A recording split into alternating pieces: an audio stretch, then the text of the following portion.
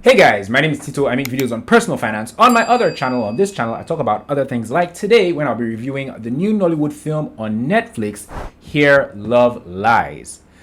Now, this review will contain spoilers, lots of spoilers by the way, and I just want to say that if you're a fan of Tope Oshin's or you really just want to see this movie for any reason, please go and watch the movie on Netflix first and then come back and see, or watch rather, this review. Alright, that said, let's talk about the synopsis of this movie.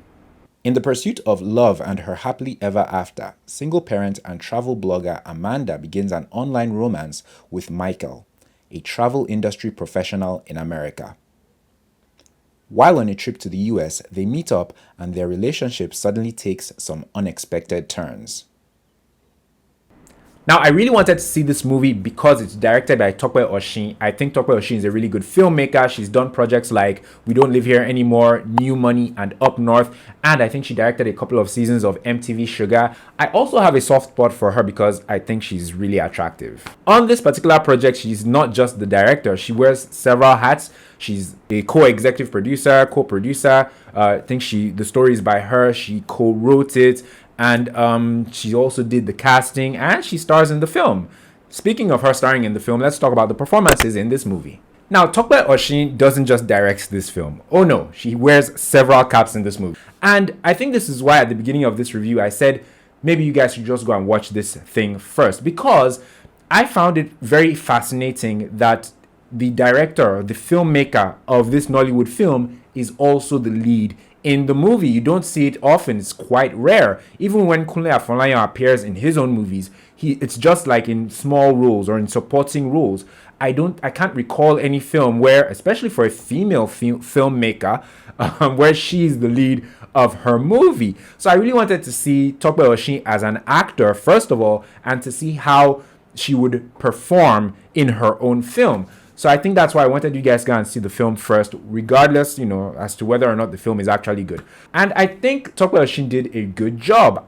She was convincing as a young woman who is a single mother who was disowned by her family for getting pregnant in her younger years and who is now looking for love but is quite wary and cautious because of the stigma that comes with being a single mom in the dating market. I was worried if Tope Oshin was like age appropriate for the character, because my view of the character is that the character is like in her early 30s, and I think Tope Oshin can actually pass for a young woman in her early 30s. I don't know how old she is, but as far as this performance went, I think she was good. I was worried about that, but she fit the role and she looked appropriate for it age-wise and every other way. So kudos to her. Now, Omowumi Dada plays Amanda's best friend, Kemi, and there was no heavy lifting here, in my opinion. It was just the normal stereotypical BFF, but Omowumi Dada did a good job. I mean, it's Omowumi Dada.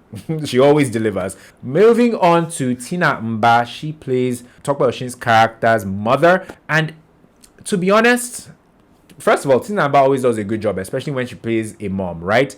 But I do wish that she had more scenes in this movie. Both her and Sam Dede, they're the parents of the lead character, but they only appear in the beginning of the movie and the end of the movie. And in the beginning, where there's this conflict because they find out that their daughter is pregnant, their very young, probably teenage daughter is pregnant, Tina Mba has the tough task of, chastising her daughter and being very upset with her daughter, but also trying to protect her daughter from her father, who really wants to bring down the hammer hard on her, and by insisting that she gets rid of, the pregnancy and all that. So Tina Mba's character, Mrs. Abraham, was quite conflicted in that scene, and I really liked that. And I really did wish that she had more scenes in the movie. Now, moving on to Sam Dede, I wish he had more scenes in the film as well. Sam Dede is, the fantastic actor many of you got introduced to in Brotherhood not too long ago, and he plays the father of Amanda. His performance was okay in the beginning of the movie. His performance at the end of the movie, he shows briefly. I don't even think he has any lines in the end of the movie, but I wish he also had more screen time in the film. In fact, I wish that this film was more about their family than Amanda going to New York to go and meet this Caucasian man to, become her boyfriend or whatever. Tim Shelburne, who plays Michael, Amanda's love interest in the film. He did a good job. It wasn't perfect, it wasn't fantastic, but I feel it wasn't any fault of his. That character, Michael, was very, it wasn't properly cooked, if I can use it like that. He wasn't well developed. We didn't know his motivations. There was so much that was left unanswered with Michael that because of that, we couldn't get the best performance from Tim Shelburne, in my opinion. Yeah, so he did a good job, but I feel like it could have been way better. Oh yeah, Daniel Etim-Effiong is in the film in, I think, one of the smallest roles I've seen him in, but he was good as well. And I don't know, if you've seen the movie, let me know what you thought about Daniel's performance in the comment section. What I liked, once again, I loved seeing Tope Oshin acting. I mean, I've never seen her act before, so it was refreshing to see her act, being in front of the camera. And it was also refreshing to know that this person that I'm seeing playing the lead in this film is also wearing multiple hats on this production. She's the director of this project, for goodness sake. She's the co-executive producer, she's the producer, she's so many things on this project, but yet she's playing the lead as well. And I was keen to see if there was any justification, or if I would see the justification of her choosing to play the lead as opposed to hiring another actress to play the lead. I also enjoyed the production value and the cinematography. It wasn't necessarily creative, but it was good. It was a clean production. So cinematography wasn't too bad, and I appreciated it. What I didn't like. Now, despite all the things that I've just said, I didn't particularly like this film, and there are several things about this film that just irked me, that rubbed me the wrong way. First of all, the story was disjointed. We're led to believe that this movie is a film about a young girl who gets pregnant out of wedlock and whatnot. She's ostracized by her family. She's trying to make a life for herself with her daughter. She's trying to find love again. But all of a sudden, this film becomes about something else. It's a suspense thriller about, a young woman who becomes the prisoner of an American man and all that. It felt like a just disjointed story, and it felt like they just were throwing all over the place so that it could be over 2 hours long. There was that. Amanda Abraham, I think she must have either been a terrible judge of character, or she must have been an airhead, or both.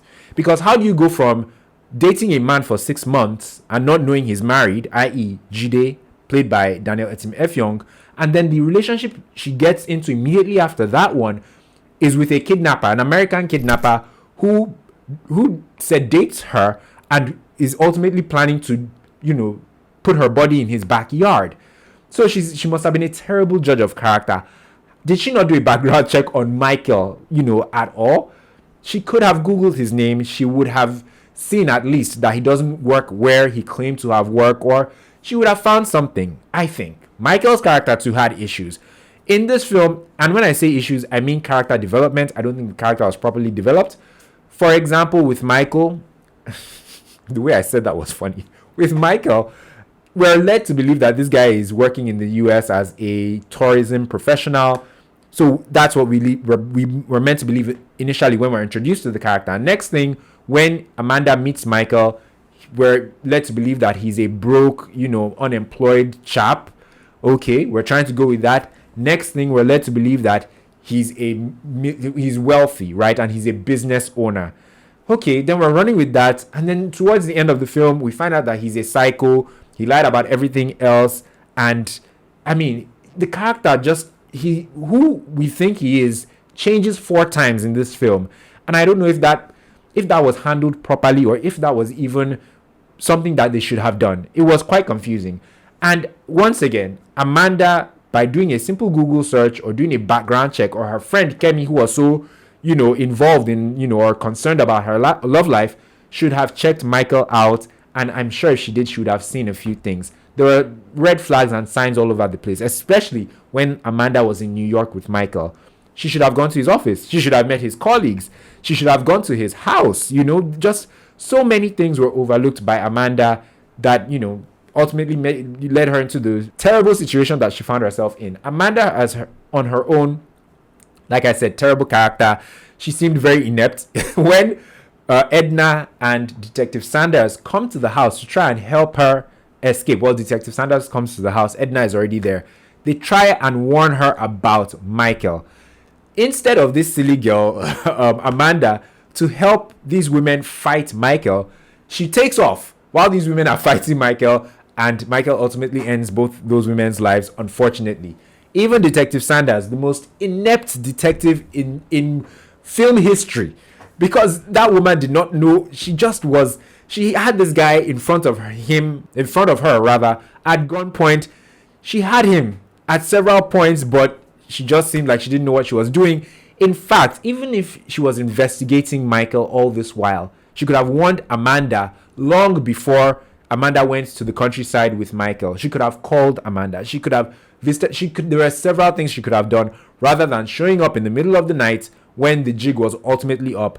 And if you ask me, that Detective Sanders babe, she got killed twice in this movie, because I don't know how she survived when she got shot in the back the first time, and then she appears in the woods again to try and to save Amanda one more time. I mean, this film was really all over the place. Moving on to other things I didn't like. The romance.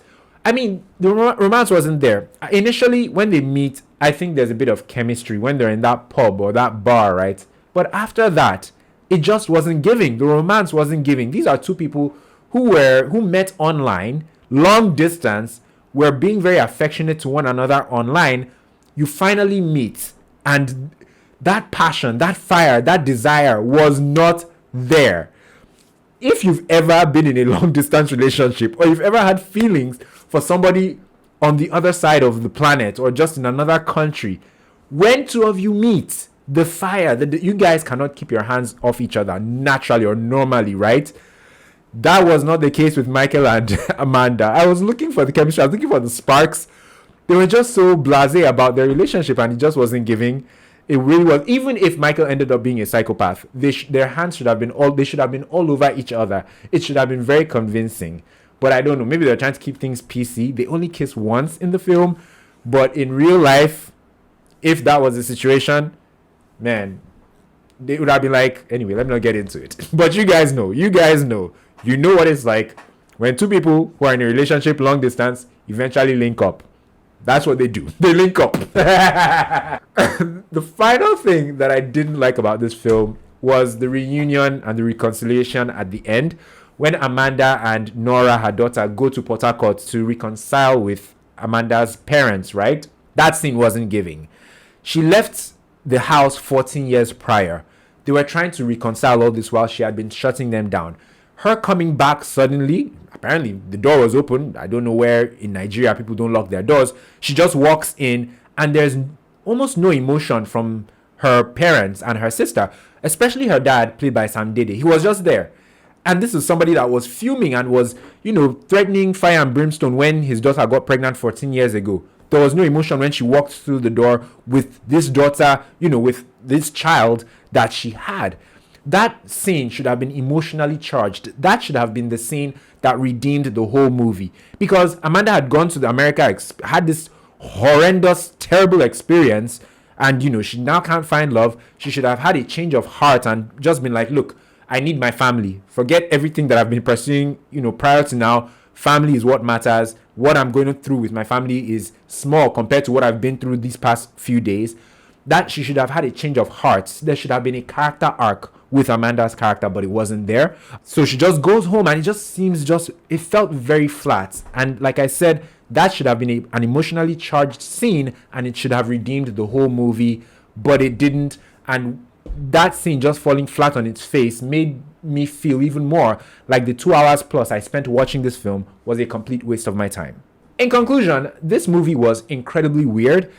The public, when they see this movie this weekend and beyond, they're going to have a lot to say about this film. The backlash, I anticipate, is going to be huge. I hope Tope Oshin doesn't get the brunt of it. I don't see how she can avoid it, because really this was her film. Her name is all over this film. The way her name was all over this film is as if to say, look, if you have any problems with this film, come see me, because I directed, I produced, I executive produced, I handled the casting, I handled production design. There's no one else to blame about this film if you don't enjoy it, except Tope Oshin, in my opinion. But I think the public does have a soft spot for her, so I hope they won't go too hard on her. If anyone gets to interview Tope Oshin within the next 12 months, please ask her, and have it on camera too, so that the rest of us can see it. Ask her what the rationale was for this movie, and why the movie went in the directions it went, and why the characters, particularly Amanda and Michael, weren't better developed? Because those are my questions coming out of, seeing this movie. Let me know what you guys thought about this film in the comment section down below. Let me end it here. This was a long one. Thank you guys so much for watching this review. If you enjoyed it, please like it by clicking on the like button just underneath the video. I would really, really appreciate it. And subscribe to my channel as well by clicking on the black subscribe button. On this channel, I don't just do Nollywood movie reviews. I also talk about relationships. To check out some of my relationship videos, you can click the card in the corner of the screen. I'm really excited about the relationship content I'll be putting out in this month of March. I have some ideas, and I filmed a couple of reels or YouTube shorts, and they will be coming out anyway on Instagram on Tuesdays and Thursdays. I don't know when I'll be releasing them here on YouTube throughout the month of March, but please do look out for them.